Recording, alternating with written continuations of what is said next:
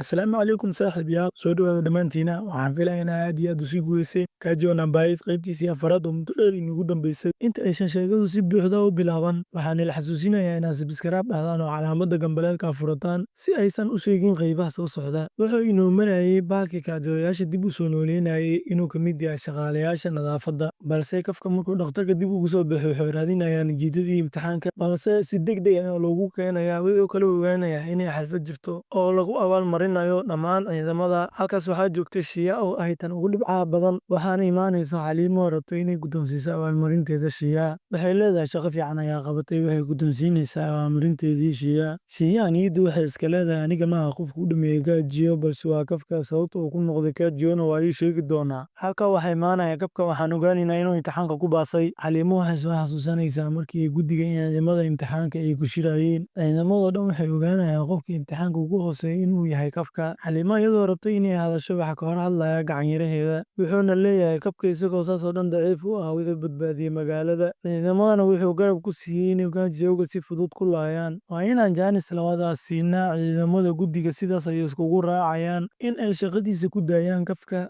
Xaliimo ayaa u khudbaynaysa ciidamada. Kafka xamaasad dartiis ayuu leeyahay diyaar waaya Xaliimo. Dhammaan ciidamada way la yaabayaan magaca uu ugu yeeray kabtanka. Xaliimos waxay leedahay dhaqan xumada aad samaysay awgeed waa inaad boqol bushah baa ka jirtaa weliba ciidamada dhexdooda. Isagana aad buu u naxayaa. Ku-xigeenkana sida caadada ahayd qosol ayuu jabsanayaa, meesha dhanna wuxuu ka dhigayaa wada qosol. Xaliimosna markay sii bixaysay waxay ku qoslaysaa Kafka. Kabtan ku-xigeenkana wuu la yaabayaa, wuxuuna dhahayaa ninkan waa shactiro kabtanyaasha ayuu ka qosliyey. Shia waxay u yeeraysaa Kafka, balse markayse soo raacaan waxay ogaanaysaa siduu ku noqday Kaajiyo. Wayna la yaabaysaa siduu ku noqday Kaajiyo. Waxay Kafka ku leedahay ciidamada hadday ku ogaadaan inaa Kaajiyo way ku qalayaan xayawaanka caloosha ku jirana wayna kaa soo saarayaan. Iyada ayuu baryayaa, balse wuxuu ku leeyahay ciidamada ha ii sheegin. Iyada waxay ku leedahay kuma sheegaya maadaama nafsadeyda badbaadisay. Waxayna ku dhehaysaa haddii aad noqoto Kaajiyo aad u xun oo dadka cuna aniga ayaa ciidamada kuu sheegaya. Isagana wuu ku qoslayaa. Tababarkiis waxda bilowdaan waxaa ogaanaynaa Zero awooddiisa inay noqotay 18. Dagaalyahanada kalena waxay noqdeen 20. Shiana balse gabar aad u kala kacsan awooddeedana waxay noqotay 50. Kafkana awooddiisa waxay iska ahayd 1, dadkana kaas way ku qoslayeen. Isagana wuu iskaga faraxsanaa. Tababarka ayaa wuxuu dhahayaa Kafka waxba ha dawaaldegin, 3 bilood ayaa tababarka weli dhiman. Markii tababarka dhammaaday ciidamadu waxay galayaan jawi degan. Ayna isweydiin mid walba wuxuu doortay inuu ciidan noqdo, balse mid ka mid ah ayaga wuxuu leeyahay janarka khulaasadeena ayaa subscribe dhac ku siiyey, saas ayaa ku doortay ayuu dhahay. Waxaa la soo gaarayaa doorka Kafka balse markuu ugu sheekeeyay ciidamada dhammaantood way la yaabayaan maadaama yaraantooda iska badan qaadeen Xaliimo iyo asiga inay noqon doonaan ciidan. Kadib Shia iyo asxaabteeda waxay soo galayaan qolka nadaafadda. Waxay arkayaan kabtan Xaliimo oo meesha waqti ku qaadanayso. Kadib Shia waxay weydiinaysaa sidee jirkeeda sidaan oo dhan ugu dhistay. Waxay ku dhahaysaa muuqaalka ayaa la eg saaray, kadib haddaa u baahantahay inaad saan noqoto waa inaad muuqaalka la eg saartaa. Maalintii xigta ciidamadu waxay sameynayeen tababar aad u fara badan ilaa ay ka daalaan. Ugu dambeyn waxaa arkaynaa Kafka oo xilli dambe soo jeeda oona ku dadaalaya sida uu ku noqon lahaa askari heer sare leh. Waxaa u imaanaya kabtan ku-xigeenka, kadibna way sheegaysanayaan. Waxay ogaanayaan inuu isaga ka dambeeyay in loo ogolaado ciidamada. Kafka wuxuu dhahayaa hamigeyga ugu weyn wuxuu ahaa inaan ka garab dagaaramo Xaliimos. Kadib waxaa soo dhacaya gambaleelka magaalada. Dhammaan ciidamada waxaa lagu wargelinayaa Kaajiyo awood badan inuu soo socdo. Baabuurkoodii hubkoodii ayna diyaarsanayaan ciidamadoo dhan. Kabtan ku-xigeenkana ciidamadu wuxuu ka amray inay diyaar garoowaan. Waxaan ku arkaynaa Kaajiyoga inuu yahay midaan hore loo arkin oo aad iyo aad u awood badan. Dhammaan ciidamadu waxay ku farxsanayeen inuu hadda si toos ugu bilaabmay howlgalkoodii koowaad. Waxay halkaas ku soo bandhigayeen dhammaan taalantigooda iyo awooddooda. Kafkana wuxuu lahaa anigoo camur buruudkayga isticmaalaya waa inaan si xun ula dagaalamaa Kaajiyogan, balse intuu iska waalo isaga hal hadda ayaa lagu dhufanayaa wuuna wareerayaa. Xaliimos ayaa imaanayso. Dhammaan ciidamadana waxay bilaabayaan inay hubkooda ku weeraraan Kaajiyoga, balse Kaajiyoga markii waxa lagu dhufto awooddiisa ayaa sii badanaysay. Wuxuu dhulka ku dhalayay cayayaano yar balse magaalada weerar ku soo qaada. Ciidamadana Kaajiyoga si xun u baabiinayay, balse Kafka wuxuu ogaanayaa inuu saaxiibkiisa Zino uu noqday dagaalyahan heer sare leh. Kafkana nafsadiisa ayuu canaaninayay, wuxuuna lahaa waa inaad dagaalyahan heer sare noqotaa oo ciidamadana caawiya. Ugu dambeyn wuxuu keenayaa fikrad cusub. Dhammaan wuxuu jeexayaa Kaajiyoyaasha calooshooda. Runtiina wuxuu raadinayaa meeshii daciif ka yihiin. Ugu dambeyn wuxuu soo saarayaa Kaajiyoga wadnihiisa, wuxuuna ogaanayaa Kaajiyoga inuu wadnaha daciif ka yahay. Dhammaan ciidamadana wuxuu wargelinayaa meesha ay ka jilcan yihiin Kaajiyoyaasha. Kafkana arrinta oo qabtay aad ugu farxaa. Kabtan ku-xigeenkana aad ayuu ugu farxayaa, wuxuuna ku amrayaa ciidamada inay sida ugu dhaqsiyaha badan lagu joojiyo Kaajiyoga lagana weeraro dhanka wadnaha. Saaxiib yaal qaybtii afraad ee Kaajo Nambait halkaas ayuu noogu dhammaanaysaa. Waan ogahay inigoo sugaysiin imtixaanaya aawane Swedish Star ayaa xaniisoo geliyay Kajio namba 8 markaa ka raali noqda saaxiibayaal. Waxaan iisoo hormariyay Kajio namba 8 qaybtiisii afraad sababtoo